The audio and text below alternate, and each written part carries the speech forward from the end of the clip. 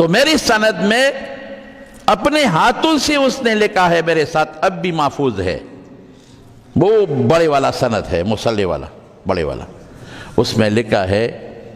قادر علی التدریس بالفعل، مولانا عبدالحق صاحب نے لکھا ہے۔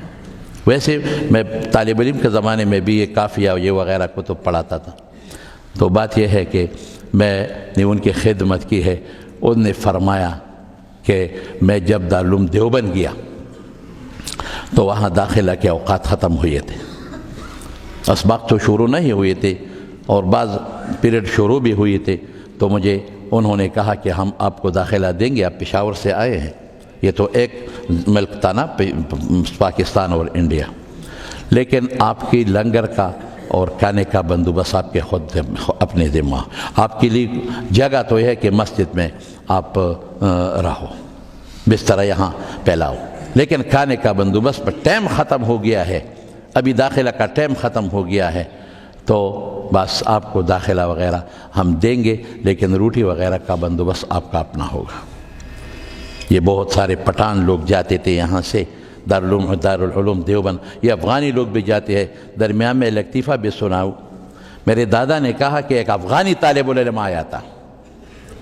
افغانی طالب العلم، تو ان کو تو اردو نہیں آتی جیسے ہمارے جیسے اردو، گلاپی اردو ہے نا ہماری، گلاپی اردو،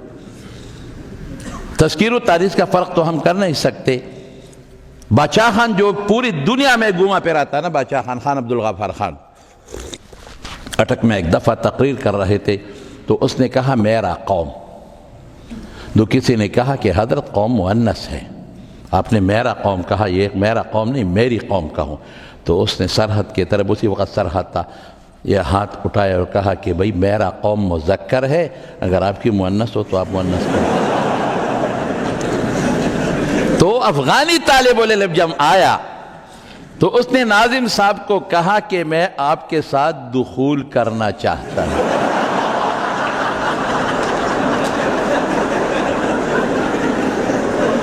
داخلہ لینا چاہتا ہوں کہ بجائے یہ لفظ کہا، وہ تو پٹھانی تھے، افغان تھے نا۔ یہ بات تو میری منہ سے تو نکل گئی، لیکن حضرت صاحب اس کے پیچھے بھی اپنے تقاریر میں مذاق اڑائیں گے پٹھانوں کی اردو کا۔ کچھ ایسی بات نکل گئی کہ میں بھی اس پر بھی پشیمان ہوں کہ حضرت کے سامنے یہ کہہ دیا۔ تو اس نے کہا ناظم صاحب نے کہ بھائی میں تو پتلا آدمی ہوں نا، بہت پتلا، خدا را مجھ پہ رحم کرو نا، وہ موٹا مولوی جو ہے جاؤ اس کے ساتھ دخول کرو۔ تو دارالعلوم دیوبند میں جب مولانا عبدالحق صاحب رحمہ اللہ داخلہ کے لیے تشریف لے گئے تو انہوں نے کہا کہ مسجد میں آپ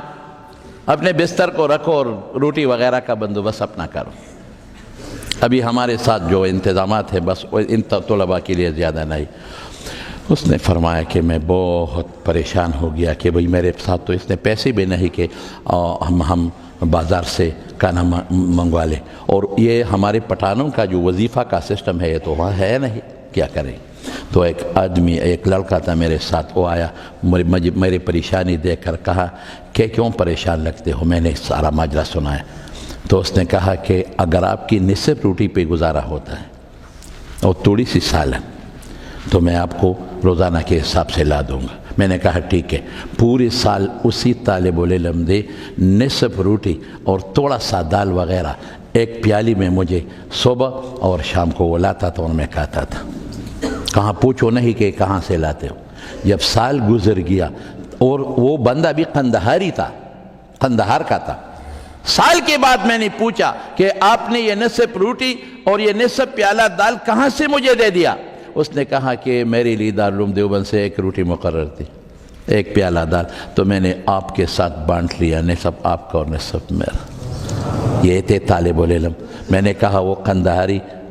طالب العلم وہ ابھی ہوگا یا نہیں ہوگا، کتنا خوش قسمت کہ اس کے آدھی روٹی پر شیخ الحدیث مولانا عبدالحق جیسی شخصیت پیدا ہو گئے،